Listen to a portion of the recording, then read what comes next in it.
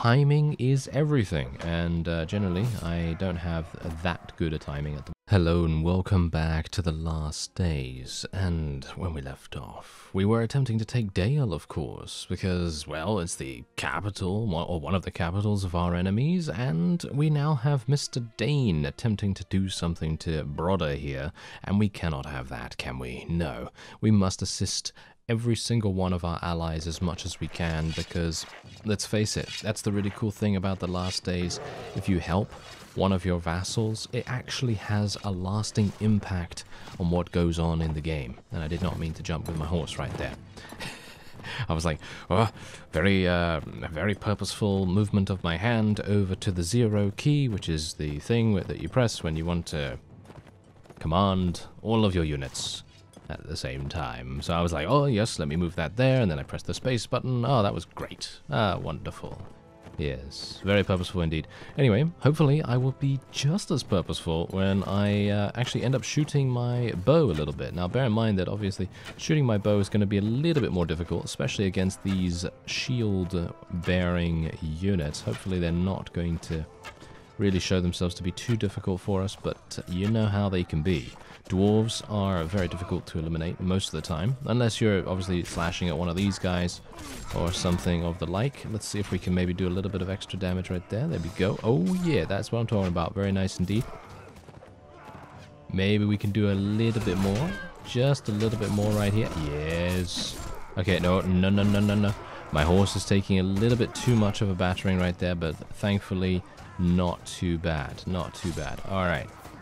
Come on now. I'd like to level up my two-handed weapon proficiency a little bit more. Obviously, that's kind of like the goal at the moment, especially for our character. I think it's going to take me quite a bit of time to level up, any more than I already have, of course. So it might very well be that I just need to buckle down and really try to get kills. Obviously, in recent battles, I haven't really been trying to get kills super hard. So generally, I've just been attempting to win battles and then go forward from there. But as it stands, winning is kind of paramount to getting kills, you know, because getting kills obviously equals winning, kind of. But personal kills have never really been that important to me. So I'm going to obviously start prioritizing that a little bit more, as it seems that that might actually be the thing that is coming in, you know, kind of handy recently. But yeah, as you can see, Dale is pretty significantly, well, I would say it's a little bit more on the back foot, because let's see, Erebor has 450. Dale has, well, basically 350, so they've lost about 100 units since we started, and I think that's really, really good. So I'm hopeful that we will be able to see more of that as we go forward. Let me actually just level up a couple of my people here. Yeah, that's also something that I need to do that I have not done. I'm going to be placing Ziggerfell all the way to the back there, and whenever we enter a battle, I told you that I'd forget about this, and I have. It's pretty bad of me, I know, but whenever we enter a battle, I should really place her at the back of the field to prevent her from being possibly killed. So hopefully we'll be able to do that, and otherwise we just have to pretty much just relax. We can just sort of stay around this area here. We can pretty much just wait for the inevitable siege of Dale or Erebor, and hopefully that will come relatively soon. I'm going to need to get some more food too. Ah, there it is. Erebor has been besieged by Jarl Helkaroth. Warband AI, once again, well, basically strikes again at this point, because it would make much more logical sense for him to attack Dale. But obviously he decides not to do that for reasons unknown. But what we're going to do right here is literally just go right in there, just take out those Mirkwood elves, and what we're going to do is, I'm actually on my way to get some food. I obviously bought all of the food that was available in the main rune camp, and because they share stash inventories, it obviously makes no sense for me to, you know, go to the various rune places. And, oh yeah, someone actually mentioned maybe a possible advantage that we could have if I have orcs. Let me actually just see whether this actually works. Wait a minute. No, I don't want to do that. There we go. Okay, so the theory that you came up with, which I thought was really interesting, is that if you have orcs in your party and you have human flesh, technically you don't have a loss of food. So let's say you're not actually out of food as long as you have a very small amount of orcs. So if you have, like, I don't know, 1 orc or something, but you have an entire inventory filled with human flesh, technically that orc is going to be eating, and it's not going to give you the "you have run out of food, you lose 3 morale" message. You know what I mean? So that is actually a very interesting theory of yours, and I'm very intrigued to try it out. Unfortunately, I do have quite a few orcs in my party at the moment. How many do I actually have? Let's actually just take a quick look. I have 1 there. I have 10, 14. Yeah, it's going to be about, 2 days worth, I think. 2 days worth, maybe, of human flesh right there. I'm not entirely sure, but I suppose we'll see. And Kusalak and Broda have both been eliminated. That is pretty bad. Okay, yeah, there's a big fight going on here, which is to be expected. However, as you can quite clearly tell, Jarl Helkaroth is actually doing a pretty decent job. Let me see if I can help him out a little bit here. Okay, so it's taking place in the Realm of Dale, in sight of the entrance to Erebor, the Dwarven Fortress. Ah, yes, it's this one again. Okay, so we don't really like this at all. I personally feel like this map is really hard for horse archers. I'm not entirely sure why, but apparently it is. Nice, we took out one of those Iron Hills warriors. Iron Hill warriors are actually some of their noble units, as far as I'm aware. They're their elite, kind of unitry. And I'm very, very hopeful that we won't have to fight any of the more advanced units. But as it is relatively late in the game for Erebor, it is highly unlikely that they're going to be able to level those up. Because, well, I mean, that's the point. I'm not entirely sure whether they would be able to, because let's face it, it's Warband. I don't know what kind of magical trickery they have up their sleeves. And, I'm a little bit... I'm not entirely sure. We'll see. I mean, I think I should probably check the garrisons nearby. I should probably check in Erebor itself, because if I check in Erebor, then I might be able to, might be able to ascertain whether that's the case or not, but it doesn't really matter either way. As you can see, we are just absolutely stomping these guys, and I haven't really been able to get many kills ever since that headshot at the start, which was really quite nice, but obviously now I would like to get a couple of extra kills just for the experience. And if I take a look at my... Oh, I actually leveled up? Oh, I had no idea. Alright, so I'm actually going to be going and leveling up after this battle. And yeah, I had no idea that I actually leveled up. So that's really quite amazing. And look at that. I have now... Look at... Whoa, 307 rank points. That's really crazy. And we have now been promoted to the right hand, which is rank 30. All those guys managed to escape, which is to be expected, of course. I'm actually going to be doing something a bit here. Going to be releasing a couple of the lower ranking prisoners, mainly because I would like to get a couple of Dale units, if I can. So maybe like a Dale swordsman, maybe one of these riders, maybe a man-at-arms or something like that. Because what I'd like to do is maybe turn one of them into a werewolf of some kind, because I think that those units are actually really useful, and I'd like to see if we can maybe do that with one of those units, because it needs to be a unit that's actually quite strong, and I'm not really that familiar with Dale units. Okay, here we go. Let's actually have a look. That one was no good. Okay, what about this one? No, that's no good. That's not good. Ah, there we go. That one works. So swordsmen work, as I thought. Okay, so now we have one werewolf. And you can see here that their upkeep is actually 46. If I take a look... Oh, never mind. Apparently I can't take a look at their stats. As is to be expected, of course, I suppose. Anyway, let's level up our strength right there. And I'm going to go for another point in power draw. And we're going to go for some more points in two-handed. My two-handed skill is actually 150. So it's basically almost caught up to the one-handed now, which is pretty good. And yeah, you're outside Erebor. That's absolutely fine. Yeah, okay. So... Now, I'm hopeful that he will not go in to besiege. Cross fingers. I don't know why he would do this, to be honest. I feel like it is a huge, huge issue. RHUN is now unmatched, however, which is actually kind of fantastic. Oh, here we go. I now have the ability to buy some more food, which is great. I'm actually wondering how fast it really is for us to gain a refresh of the food in these places. But, well, while I'm here, I might as well just go in and get a couple of extra units. There we go. That seems pretty nice. Okay, so what we're going to do now is I'm going to try to assist Jarl Helkaroth as much as I possibly can. If he goes in, I'll go in and help him, but I don't really think it's a good idea. Just saying that now. Oh, Isengard is fair? Are you serious? Wow, okay, maybe. Maybe, just maybe.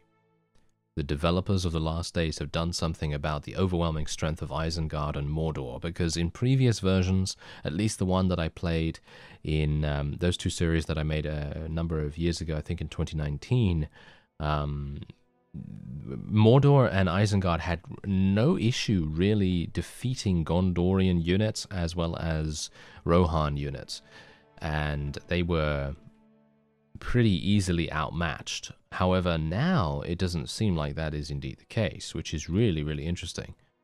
Okay, yeah, I already have a war party following me, and we got some raiders right there. Maybe I should speak to those raiders. Hey, come back, come back. Ah, yeah, they are obviously not wanting to do that. Okay, oh, he's actually gone in. Right, I have no idea why he would do this, but I suppose I will go in with him and try and help him out. I think... Oh, did he actually just leave? Yeah, he just left. Okay, yeah. That is to be expected, though. I mean, he's being a bit of an imbecile right now, to be honest. I'm not entirely sure why he would decide to do that. Is he now besieging Dale or something? Because Dale seems to be under siege as well. He seems to have no clue what he's actually doing. I mean, me and him both. You know, you would think that, right? You know. Okay, so now he's actually being attacked by this guy, so I'll go and help him again. Yeah. I mean, as we know, Warband AI is a little bit iffy sometimes, but sometimes they can be absolute masterminds of strategy. It's really kind of like hit or miss some of the time, but yeah. Okay, so let's see what I can do. Oh, look at that. I actually hit something, but I did 0 damage, probably because I hit the enemy leader, potentially, because enemy leaders sometimes have so much like absorption. They have like a maybe a special trait or something like that that causes them to not take any damage. Thanks to the person, by the way, that did indeed confirm that Ignore Pain and Mighty Blow and all those other traits are actually from Warsword Conquest. I was getting a little bit mixed up there, because I know that The Last Days has traits, and Warsword Conquest also has a similar system. But I think Warsword Conquest is a little bit easier to gain those traits, because you just have to basically purchase them from the Arena Master, in comparison to here, which is fulfilling certain criteria, and usually that will entail doing something in the game, like slaughtering 100 units in one single battle, for example, solo. That is yourself. So personal kills, slaughtering prisoners and stuff like that. You can get the butcher trait. As far as I'm aware, the butcher trait is really good to get if you are an orc or Uruk leader. But again, I'm a bit rusty on the traits and all that sort of stuff, so don't quote me on it, but I think it improves your gains from human flesh or something along those lines. Anyway, there's another 240 rank points. We've now leveled up again, which is actually kind of amazing. Don't really want to capture any of these people. I will take the good quality metal scraps, though. Thank you very much. And now, what's he actually doing? He's just waiting, you know? He's just waiting. I mean, technically, if he was full in terms of his combat strength right now, if he was like ready to go, then I would tell him, hey, let's go in, you know? Let's go in together and see what we can do. But he seems a little bit weakened, so it's probably not going to work. Okay, here we go. Yes, she was actually able to make another one. Look at that. We've got 2 werewolves now. That's fantastic. Okay, that's really, really cool. And, yeah, okay, so let's actually see what happens. I guess I'm just going to wait here for a little bit of time, and maybe, just maybe, we'll get Brodda or Kusalak or one of those guys to come along and maybe assist us a little. Ah, now this is exactly what I was waiting for. Absolutely perfect timing right here. Okay, so basically what has happened is I took care of an enemy prisoner train. I rescued 3 units, unfortunately. I didn't have space for anything more than that. Then I went to go to the main rune camp, bought some food there, and then when I returned, Jarl Helkaroth was in the siege. Now, you may be thinking, well, why are you so excited about that? Well, the reason that I'm excited is because Master Berza from Gundabad himself has come along, and he has joined the siege alongside the Jarl himself too. So this is going to be really, really nice. Unfortunately, I didn't check the composition of the enemy, so it might very well turn out that this is probably one of the worst things ever, but this gives us an opportunity to look at the siege map of Erebor. And if you happen to catch one of the previous episodes, then you may have heard me say that the Last Days has some of the best siege maps ever. And they're really, really fun because they are so accurate. They really, really capture the scope of these locations. And in general, they always provide some kind of unique experience. And that's exactly what is going on here. You can see that quite clearly because these guys are absolutely murdering us in every single way. And I don't think I'm going to have enough accuracy to actually... Oh, there we go. I actually did hit someone, but unfortunately, I don't think I'm going to have enough accuracy to actually do much. So I'm just going to pick up a couple of arrows. It's really nice that the dwarves use arrows rather than anything else like guns or crossbows or something, because then I can pick up some extras, you know, so that's always nice. Anyway, there's actually a contingent of dwarves up the stairs there. I'm going to get in there with my sword. Oh. Yeah, I'm gonna get in with gonna get in there with my sword and then get shot in the face. Yeah, that is indeed what happens. Okay, hopefully that's not going to happen too much more. Maybe we'll be able to murder everything in sight. Nice. Okay, that was a good kill to start off. We got to get a little bit more used to how Warband works in infantry combat, because it's been a while since I've actually done something like this. So gonna have to be a bit more aware of things, but yeah, it seems like we're doing all right.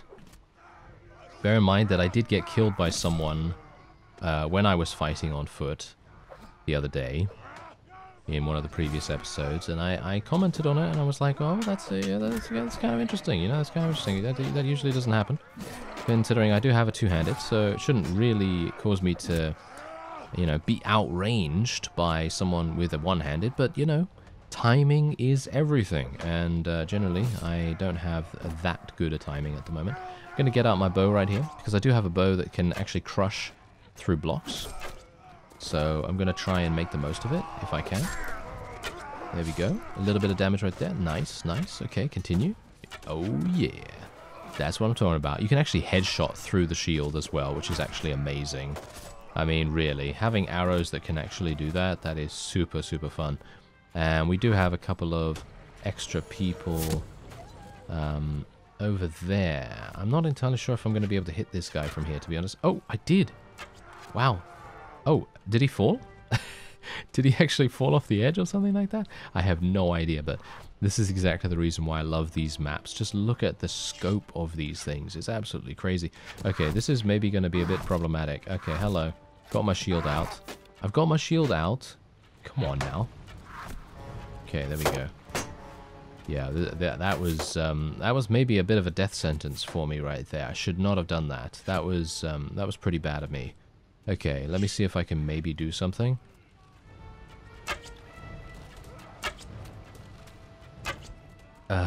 My crosshair is really, really large right now.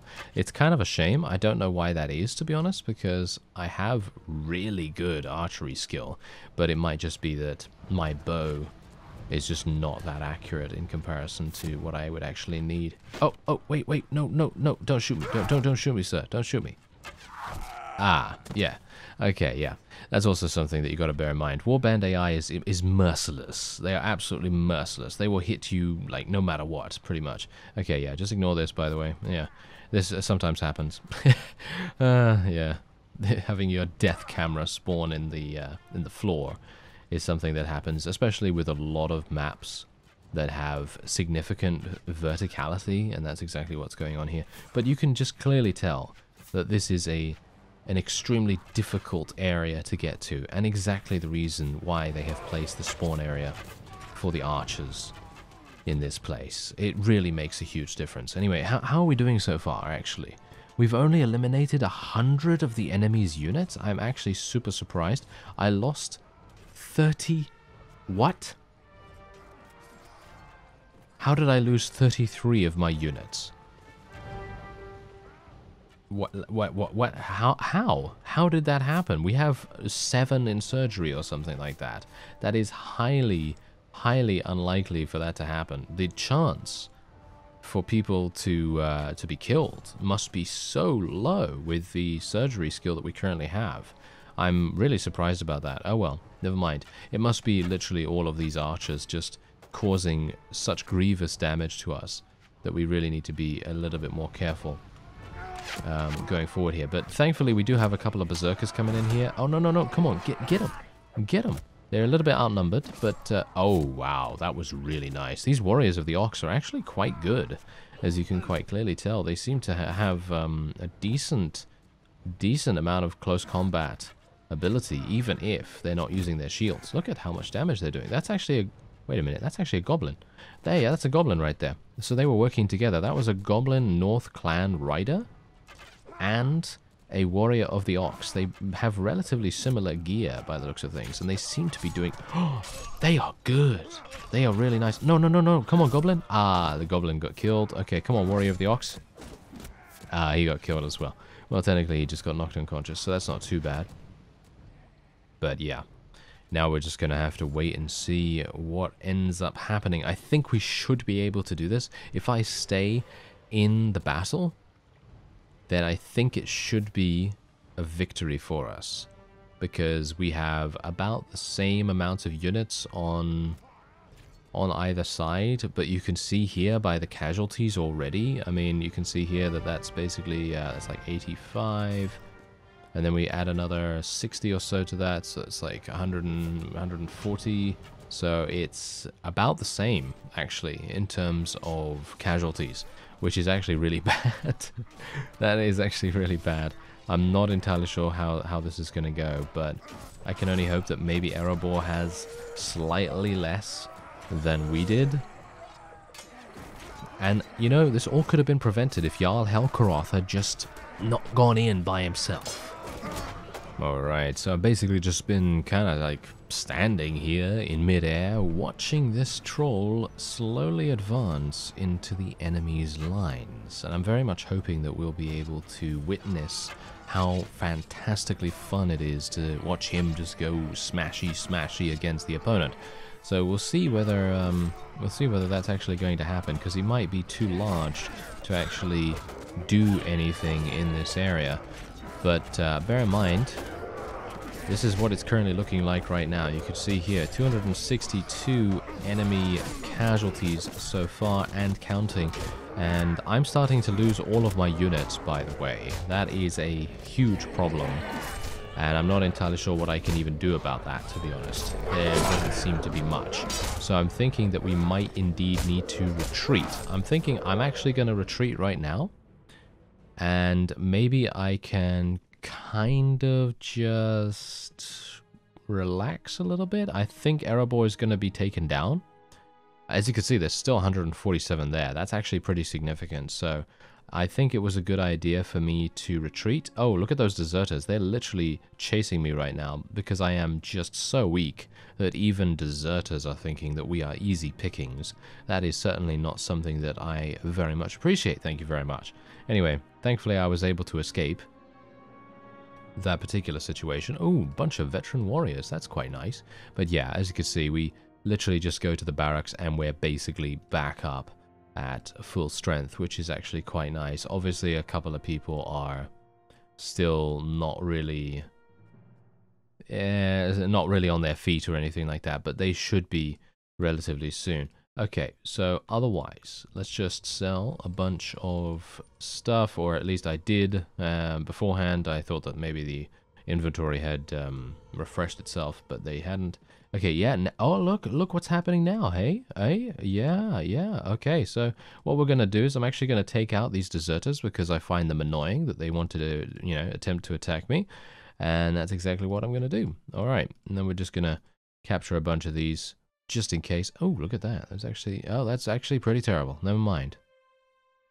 That axe is actually pretty nice, I'm actually wondering whether I should even use one of these axes, to be honest, because it can crush through blocks, which I very much appreciate. You can't use it on horseback, though, which is the main drawback of these weapons. Because if I could use it on horseback, I'd probably end up using one of those, because they do have significant reach in comparison to what I'm currently wielding. So, yeah, I don't know what I can really do about that. Anyway, Erebor is going to be taken. There's only 91 units remaining. Maybe I can... I don't know whether I should even go in there anymore, to be honest, because they're going to take it. It's just a matter of time. Is it? Are they? Yeah, I think they are. But they're actually suffering significant casualties still, as you can quite clearly see. There's only about 80 or so units from Gundabad still alive. And I'm actually thinking that we might even need to go in there to confirm the kill, so to speak. I think I'm actually going to have to. That is almost unheard of, in my opinion. At this point, I feel like they should have this in the bag, but that just shows that my retreat was probably warranted and was probably almost required, or maybe a necessity for us to be able to win this, because now I can come in, you know, come back in here with a pretty significant amount of renewed troops, and my own health is back up to relatively full. And now I can only hope that we're not going to have to fight against a number of bow dwarves and things again. Because if we have to fight against a bunch of those, we're going to have some significant problems. Because these bow dwarves, I don't know whether you could tell, but they're actually kind of damaging. They seem to do a lot of damage for, you know, dwarves wielding bows. I mean, I wouldn't expect dwarves to actually wield that, but, you know, that's what they're doing. So let's see if I can maybe do something here. Maybe just try and eliminate a couple. I don't really need to, you know, kill every single one in like one hit or whatever. It would help, of course, but I don't need to get headshots or anything like that. Let's just... yeah, there we go. Okay. I killed 2 of them, and maybe we could pick up some additional arrows while I have the ability to do so, because I'm probably going to need them later on if I'm not an absolute imbecile and get murdered instantly through a headshot or something. But yeah, I'm just thankful that we're actually using RHUN here, because they have so many horse archers and stuff like that, so they're able to kind of adapt on the fly to whatever they need to do.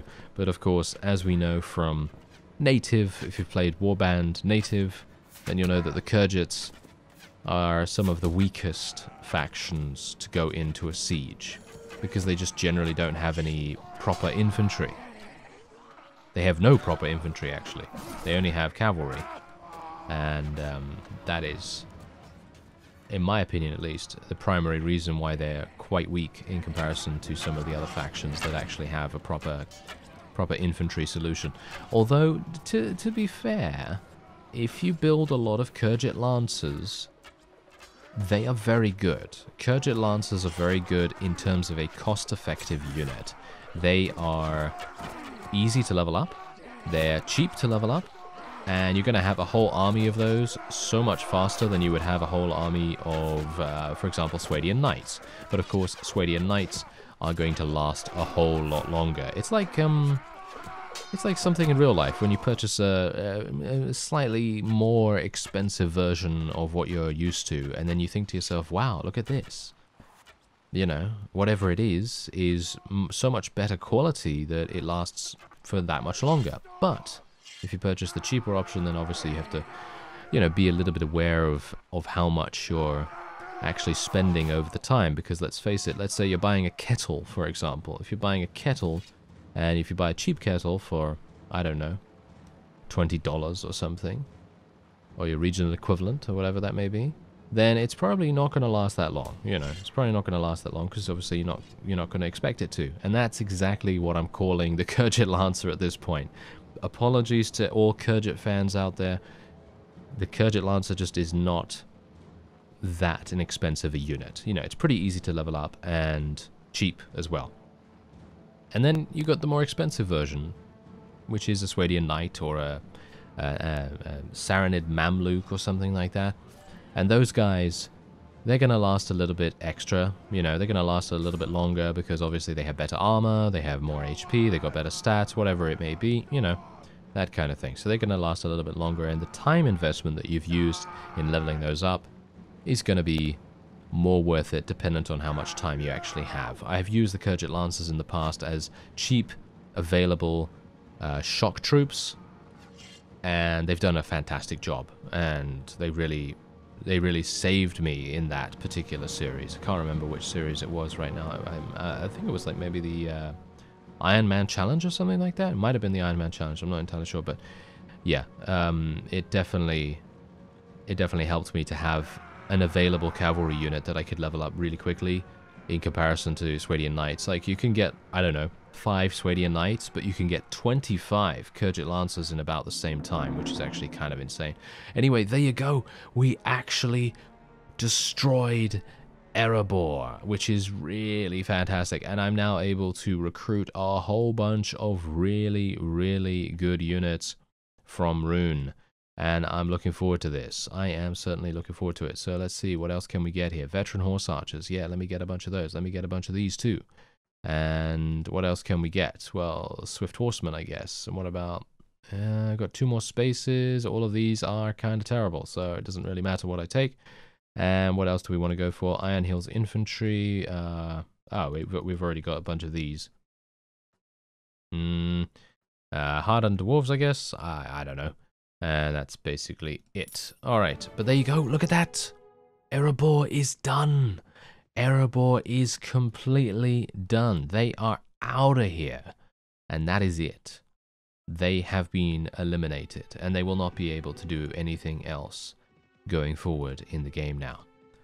And that's fantastic. Look at that. Erebor is no more, defeated by the forces of RHUN and Mount Gundabad. That's actually so cool as well that they have that detail in there, because you think to yourself, oh, who's going to get the credit for it?